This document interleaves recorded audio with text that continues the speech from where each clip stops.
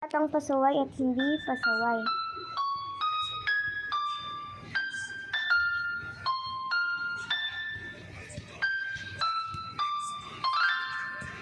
Ako po si Elrenjan Zerovelas de la Cruz. Ako po ang makulit na bata. Ako po si Ellie France. Ako po ay hindi po makulit. Isang araw, nasa eskwelahan ang dalawang magkapatid. May math test sila at hindi alam ni EJ ang sagot sa exam nila dahil mahirap daw ito. Pero para kay Ellie, hindi siya nahihirapan dahil nag-aral siya nung gabi. Ay, lahat mahirap. Di ko alam. Lagay ko na lang kaya lahat question mark. Hay naku, madali lang sa akin. Mag-aral ka rin kasi maaga. Tama kasi yung linalagay ko. Puro question mark kasi ang tamang sagot dyan. Hindi puro A, B, C, D. Mas matalino pa ako. Hindi ABCD. Mas matanda pa ako sa'yo. Dapat ako yung nasusunod Kahit makulit ka, ikaw pa rin na wala ka nga dyan. Sana maka-zero ka sa test.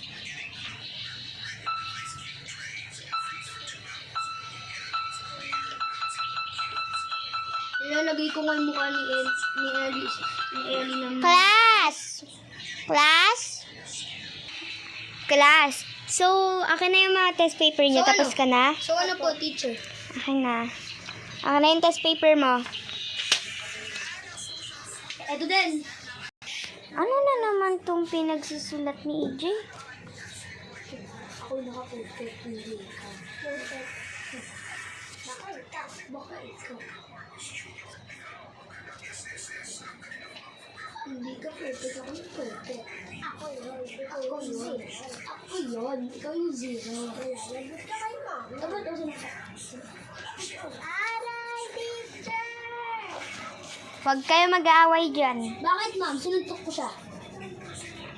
Dapat ako Oh, eto na yung test paper. Oy! Ito ang test paper mo. Ito ang test paper mo. Baka 0/5, tama naman ako. Aha, tignan mo sa akin 10/10. Mag-aral ka kasi. Mali kasi napasa ko. Malayo ka na dyan. Ito pa rin yung mali. Mahina ka lang sa math. Uwian na, kids! Sinira ko ba? Uwian na. Bala ka nga dyan. Kunwari daw kayo. Hay ako, kukunin ko nga itong test paper ni Kuya para makita ni Mami.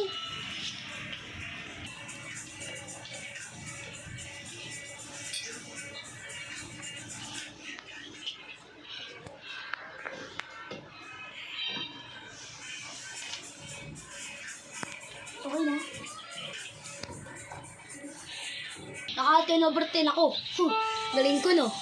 Naka-10/10 ako. Ako yung pinakamatalino. Mami, baka ako tignan mo nga. Tignan mo kay Kuya. Ano yan? Tignan mo po. Ano yan? Patignan nga. Zero? Hindi, ako yun, ha? Si Ellie kasi pinalitan niya yung ano. Tignan mo pangalan ko. Walang buya. Kasi pinagpalit niya, tapos binura niya ng sobrang buti. Na Hoy! Ano nga ba yan? Ay, nandiyan na si Papa. Lagot ako. Baka mamaya pagalitan niya ako, tapos paluin na ako ng hammer. Kailangan ko na magtago. Roger, tignan mo nga itong anak mo. Si EJ. Naka-zero na naman sa exam niya. Di nga ako naka-zero pa. Ang kulit mo, no? Hoy, EJ. Ano? Pa? Sorry po pa. Sorry po. Sorry po. Sorry po. Porke? Ikaw kasi pinamali mo ako, sinabi mo sa akin nung ganun eh. Oy, mama, siya nga nagpamali sa akin, pinasagot ko sa kanya eh. Huwag na nga kayo magtalo dyan. Buti nga. Matulog na nga ako. Back to you. Bakit? Sige nga, magiging mabait na ako. Totoo ba yan? Hindi, bakit? Kala ko oo. Anong 3 years? At hindi nila alam na baalis ang mama nila ng 3 years para pumunta sa abroad kasi naiinis na sila sa ugali ni EJ kasi palagi siyang pasaway. Pero kinabukasan, medyo naging mabait na din si EJ. Nagkaroon na siya ng good grades. Hindi na siya naging zero as always. Mabait na siya, hindi tulad ng dati. Back to the story. Kuya, gumising ka na nga. Wala si Mami. Baka po, wait lang, Kuya Ardo, may nagkukul sa akin ah. Bakit po, Mami? Bakit kayo pumunta sa ibang bansa? Magpapakabait na nga ako ngayon. Hindi. Nagagambang kami para pumunta sa abroad.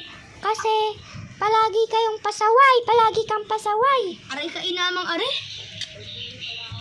Bakit naman? Para magkaroon na din kami ng pera. Tayo ng pera. Magpapagabait na po ako para po maging good grades ako tapos bigyan mo ako ng iPhone 17. Hindi. 3 years pa kami babalik dyan. Please po, Mami, bumalik na po kayo. Din na po ako magiging pasaway. Sige, babalik kami. Pero sa 3 years pa, babalik din naman kami. Huwag ka na malungkot. Sige po, bye-bye. Nakakayak naman si Mami naman kasi. Ikaw kasi, kuya, Nagsasorry na nga ako sa'yo eh. Ano ba yan? Namimiss ko na agad si Mami. Nai-stress na nga ako tapos inom muna ako ng tubig. Nakakainis kasi sila Mami eh. Ano kuya pipiliin ko? Maging mabait o maging masama?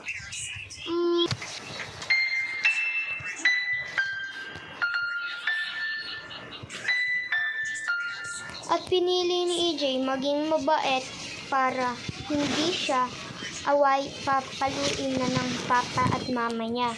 At hindi na siya pagalitan ng teacher niya. Back to the story. Ellie, may pasok na. Papagalitan na tayo nila teacher. Ayun, mamaya na. Bahala ka dyan. Isasabihin ko kay teacher na hindi ka papasok para ma-suspende ka ng dalawang buwan. Sige na, nakakainis ka, kuya. Kahit wala dyan si Mami, ganyan ka. Kahit wala si Mami, ganyan ka eh. Parang ikaw Nakaligo na nga. Parang ikaw na yung nagiging masama. Parang hindi na ako yung nagiging masama. Tapos na ako maligo. So, sobrang ano ko daw ng ano. Ito. Ayaw ko pa maligo. Painom nga muna ako, kuya. Bawal, kumuha ka ng tubig mo dun kasi pampatalino ko to. Minix ko to ng pampatalino.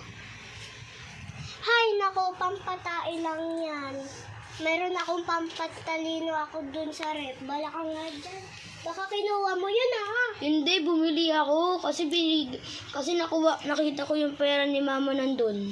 Hoy, bawal kumuha ng pera dun, Bago niya sabihin sa akin na umalis siya, sinabi niya sa akin na andyan yung pera, bumili ka ng pampatalino para maging matalino ka naman.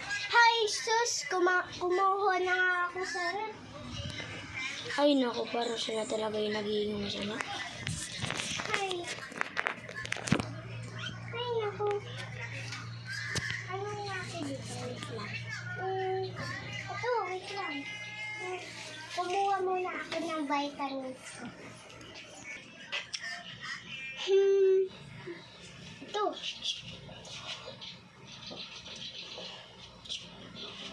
Para may... Okay na ako. At pumunta na sila sa paaralan.